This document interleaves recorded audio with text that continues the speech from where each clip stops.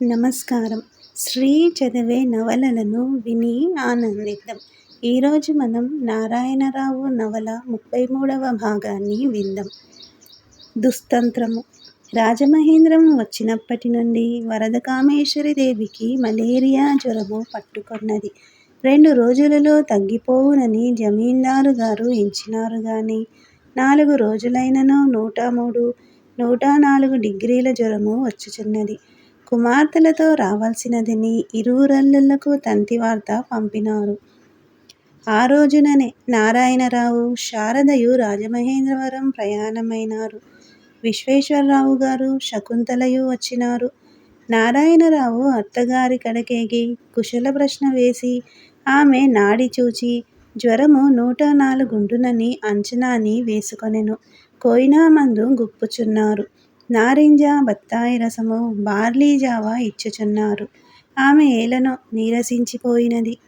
రాజమహేంద్రవరములో జమీందారు గారికొక పూర్వకాలపు వైద్యుడున్నాడు. ఆయన ఎంబీసీఎం పరీక్ష నెగ్గి ఉద్యోగము చేసి ఉపకార వేతనము పుచ్చుకొనుచు రాజమహేంద్రవరములో వైద్యము ప్రారంభము చేసెను. ప్రప్రథమమున మంచి వైద్యము నేర్చినవాడే, పేరు పొందినవాడే.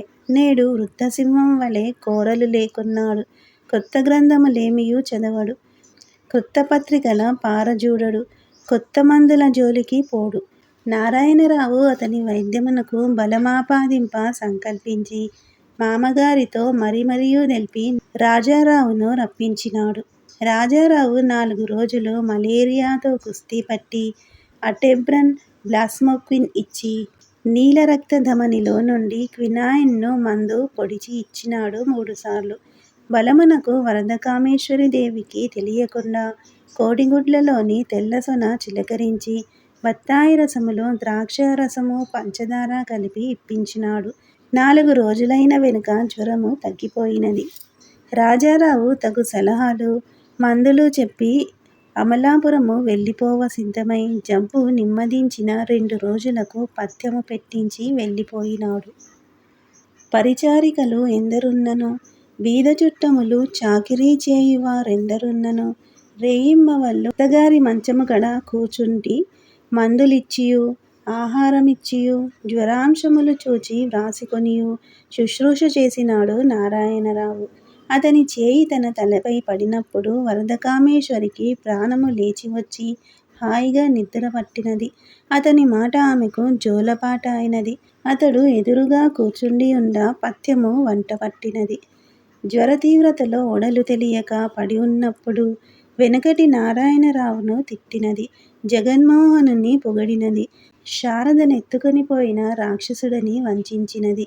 నారాయణరావు నవ్వుకొనుచు ఇదియా రహస్యము అనుకొని ఆశ్చర్యపూరితుడగుచు నెమ్మదిగా యూడికలనులో గుడ్డలు తడిపి నుదిటిపై వేయువాడు. ఆనాటి అల్లుడు వేరు, ఈనాటి అల్లుడు వేరా అని కనులు విప్పి వరదకామేశ్వరి ఆశ్చర్యమున మునిగి అల్లుని చూచి ఆనందించినది. అతడు దగ్గర లేనప్పుడు జ్వరము నిద్రలో నుండి మెలకువ వచ్చినచో నారాయణరావు అని నెమ్మదిగా పిలుచున్నది. ఒకనాడు జమీందారు గారు భార్య కడ కూర్చున్నారు. ఆమెకు 105 అంశముల జ్వరము వచ్చినది. ఒడలు పేలిపోవుచున్నది. జమీందారు గారు హృదయమున భయముతో భార్య మంచముపై కూర్చుండినారు. రాజారావు ఏమీ పర్వాలేదండి అన్నాడు. మామగారికి ధైర్యము చెప్పి నారాయణరావు భోజనమునకు పోయినాడు. ఒడలు తెలియక పరుండియున్న వరదకామేశ్వరి దేవి కనులు తెరిచి భర్తను చూచి అల్లుణ్ణి పిలవండి అన్నది. జమీందారు గారు చకితులై కన్నుల జలము స్రవింప అవనతవదనుడయ్యెను. ఇదివరకు నారాయణరావుని అల్లుడని చెప్పుకొన్నది లేదు. ఈనాటికి ఈమె బాగుపడి 10 మందిలో మరల నడుచునా? రాజారావది గ్రహించి అయ్యా, ఇంతకన్నా ఇక ఎక్కువ రాదు. ఇంత కూడా ఇక రానేరాదు. ఇంక వారం రోజుల లోపల ఆమెకు పూర్ణముగా నెమ్మదిస్తుందండి. మలేరియాయే. పోనీ రక్తము పరీక్ష చేద్దామంటే ఇప్పుడు క్వైనా ఇచ్చుట వల్ల వీల్లేదు. చెమటలు పట్టడం, క్వినాయిను ఇంజెక్షన్ ఇవ్వగానే జ్వరము తగ్గడం ముఖము మీద కనబడుతూనే ఉంది. మనం లోపలకు ఎటెబ్రెను, ఫ్లాస్మోక్విను కాంపౌండు ఇస్తూనే ఉన్నాము అన్నాడు. ఇంతలో నారాయణరావు వచ్చి అత్తగారి కడ కూర్చుండెను. ఆమె మరల కన్నులు తెరిచి అల్లునిపై చేయి వేచి నిద్రపోయినది. 10 నిముషములకు చెమటలు పట్టి జ్వరము నెమ్మదిగా 102కి పడిపోయినది. కేశవచంద్రుడు భయమున బెదురు చూపులతో తల్లి కడకు వచ్చువాడు. బావా, అమ్మకి బాగా నెమ్మదిస్తుందిలే, నువ్వేమీ అధైర్యపడకు, 8 ఏళ్ల కుర్రాడివి, ధైర్యంగా ఉండాలి అని నారాయణరావు అనగానే అతడు, నువ్వుంటే మా అమ్మకు తప్పకుండా నెమ్మదిస్తుందండి బావగారు అనుచు ఆ బాలుడు శకుంతల, శారదలు, వారి మేనత్తయు, ఇతర స్త్రీలు కూర్చున్న చోటికి వెళ్ళి, చిన్నక్క, చిన్నబావ లేకపోతే అమ్మకు జబ్బు నెమ్మదించదు సుమా, బావను వెళ్ళిపోవద్దని చెప్పు అనెను. శారద సిగ్గుపడినది. శకుంతల, నిజము నాన్న అని అతని చేరదీసి కౌగిలించుకుని ముద్దిడుకొన్నది. ముద్దిడిన చోట తుడుచుకొన్నాడతడు. శకుంతలయు పిల్లలును నారాయణరావు కడ అతి చనువైనారు. చిన్నబాబయ్యగారు అని ఒకటే పాట. జ్వరము నుండి తేరిన పిదప జమీందారిని నారాయణరావును తనకు పూర్తిగా బలము పట్టు వరకు ఉండుమని కోరినది. మరి 4 రోజులు నారాయణరావచ్చట ఉండి అత్తగారు లేచి తిరుగుచున్నప్పుడు అందరి సెలవునంది కొత్తపేట వెళ్ళిపోయినాడు. జ్వరములోనే జగన్మోహనరావు మేనత్తను చూచుటకు వచ్చినాడు. జ్వరము రోజులలో అప్పుడప్పుడు వచ్చి ఆమె క్షేమము అరయుచుండువాడు. అతడు శారదను తన మోహపాశములో ఇమిడ్చి బంధించుట ఎట్లని ఎత్తులు వేయుచుండెను. శారదతో అతడన్ని సమాచారములు మాటలాడుచుండెను. తన మేనత్త జబ్బు సంగతి మాట్లాడుచు శారదకు ధైర్యము చెప్పుచుండెను. శకుంతలయు జమీందారు గారును ఉదాసీన భావముతో అతనితో మాట్లాడువారు. లోన హృదయము కోపదగ్ధమగుచుండ నారాయణరావుతో జగన్మోహనరావు, మీ లెక్క కొద్ది రోజులలో పంపెదనులెండి అని అనెను. అదేమిటండి అన్నగారు, మీరు ఏమీ పంపవద్దు, ఏదో మీకా సమయాన దగ్గర లేకపోవడం చేత తుంటరులు అల్లా చేశారు, దాని మాట తలపెట్టకండి సుమా, పంపిస్తే తిరగగొట్టుతానండోయ్ అని అనెను. నేను అన్నగారిని, ఆ దున్నపోతు నాకు తమ్ముడు. ఓహో, మంచి హాస్యము అని గొనుగుకొనుచు జగన్మోహనుడు శారద ఏదో నవల చదువుకొనుచు తన గదిలో కూర్చుండ అచటికి వెళ్ళినాడు. ఏమిటి చదువుతున్నావు శారద? లే మిజరబ్లే. ఏమిటి? ఈ మధ్య హ్యూగో కవి రచించిన నవలలు చదవడం ప్రారంభించాను. హ్యూగోకేమి గాని, అలెగ్జాండరు వేల్స్ నావెల్స్ చదివావా? అలెగ్జాండరు మాంటీక్రిస్టో చదివాను. అక్కడున్న నవలలు అన్నిటినీ అతడు పరికించి చూచినాడు. అన్నియూ మంచి రకమువి. బంగారు బైండు, మొరాకో తోలు, చక్కని కాగితములు కలిగి శారదకు నారాయణరావు అని వ్రాసియున్న గ్రంథములే. ఏమిటి, నారాయణరావుకు టేస్టు కూడా ఉన్నది. అచ్చా, ఈ అపహాస్యము అంతకన్నా ఎక్కువగుచున్నదే అని అతడు అనుకొనెను. నారాయణరావు వెళ్ళిన వెనుక జగన్మోహనుడు శారద హృదయము సంపూర్ణముగా లాగివేయ ప్రయత్నము చేసెను. తంతిమీద 20 రూకల ఖరీదు గల ఒమరు ఖయ్యాం గ్రంథము తెప్పించి బహుమతి ఇచ్చెను. ఆమెతో నవలల గురించి, ఇంగ్లీషు కవిత్వమును గూర్చి చర్చ ప్రారంభించెను. ఇప్పుడు ఇంగ్లీషు భాషలో వెలువడు కవిత్వమే నిజమైన కవిత్వము అని ఒక గ్రంథమును చూపెను. అందు స్త్రీ పురుష సంబంధ క్రియలన్నీయూ రహస్యము లేక వర్ణింపబడి ఉన్నవి. శారద ఆశ్చర్యపడి ఇది నాకు వరదని తిరిగి ఇచ్చివేసినది. ఎంతియో అసహ్యించుకొన్నది. వారము రోజులు శారదను పొగిడినాడు, మెచ్చుకొన్నాడు. నీవు ఇంగ్లీషు భాషలో కవిత్వము రాయమన్నాడు, సంగీతము పాడుమన్నాడు. సరి అయిన ఉన్నత కుటుంబముల వారు గాని సంగీత తత్వం గ్రహించలేరు శారద. కంసాలి నగలు చేస్తాడు, ధరించేవాళ్ళం మనం.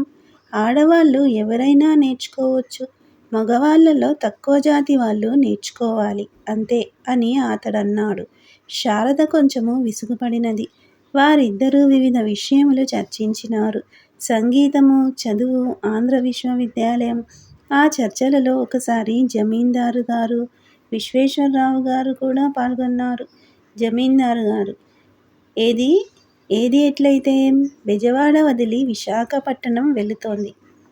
విశ్వేశ్వరరావు గారు, తెలుగుదేశానికి ఎంతో దూరాన పెడితే ఎల్లాగండి.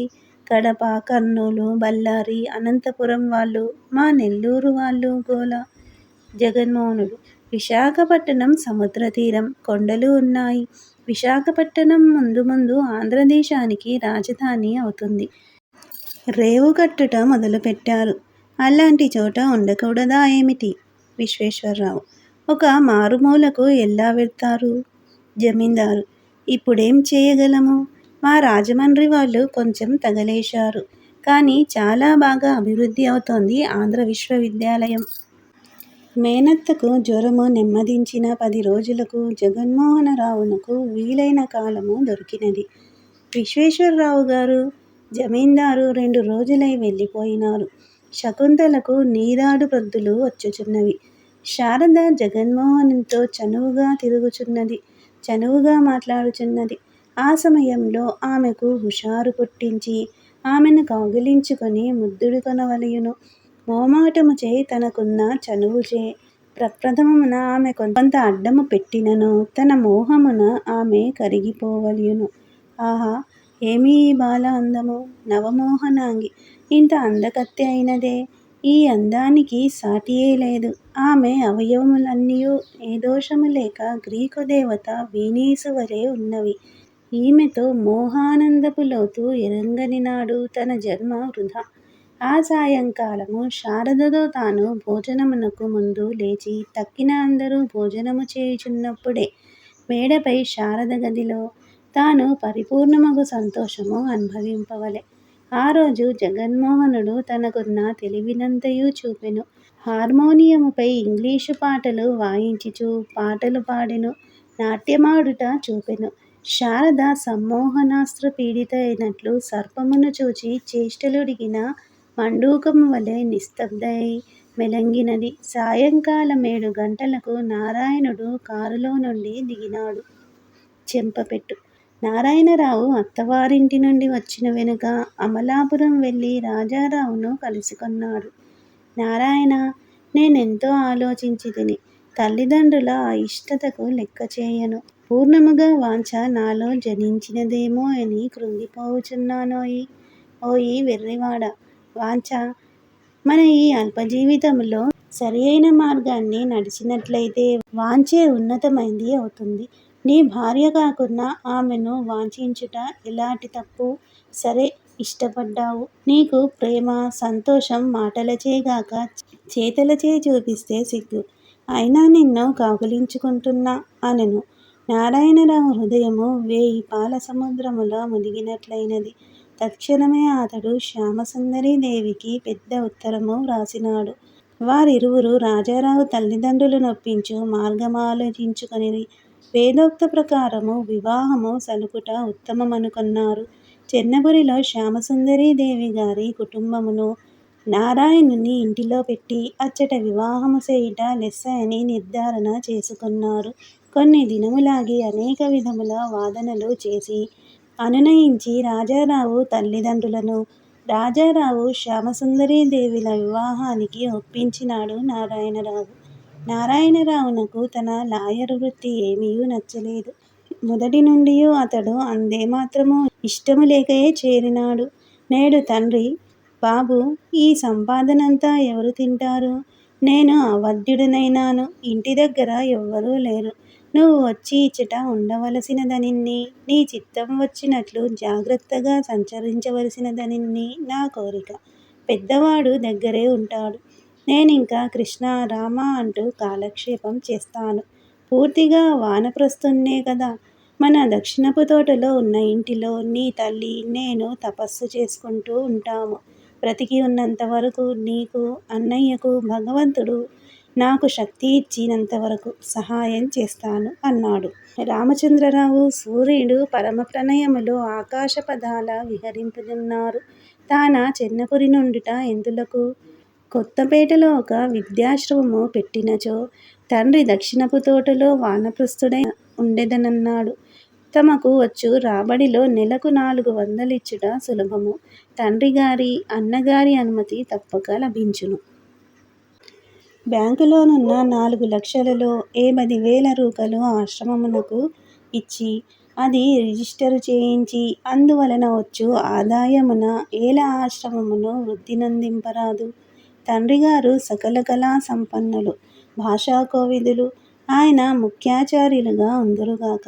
అనుకొనుట తడువుగా నారాయణరావు రాజారావునకు, పరమేశ్వరమూర్తికి, శ్యామసుందరీదేవికి, లక్ష్మీపతికి తంతులనిచ్చెను. పరమేశ్వరమూర్తి భార్యతో శ్యామసుందరీదేవితో మరునాడు భోజనం వేళకు వచ్చెను. ఆ సాయంకాలము లక్ష్మీపతియు రాజారావును కొత్తపేట వచ్చిరి. రాజారావు, ఏమిరా, నీ వల్ల నా పనికి భంగం వస్తూ ఉంది అని అన్నాడు. ఓయబ్బాయి, నీ పనికి పూర్తిగా అడ్డు వచ్చే పని చేస్తూ ఉన్నాను, కాసుకో. నేను ఇక్కడ మహావిద్యాదానం ఇచ్చే ఆశ్రమం పెట్టదలుచుకున్నాను. పరమాత్మారాధన, దేశారాధన ముఖ్యాశయములు. పురుషోత్తమునిలో ఐక్యమందు ఉత్కృష్ట కర్మ మార్గము మనము అనుసరిస్తాముగాక. నేను వృత్తి మానేస్తున్నాను. రాజారావు, శ్యామసుందరి, పరమేశ్వరమూర్తి, లక్ష్మీపతి, నేను ఆ ఆశ్రమంలో ఆచార్యులం.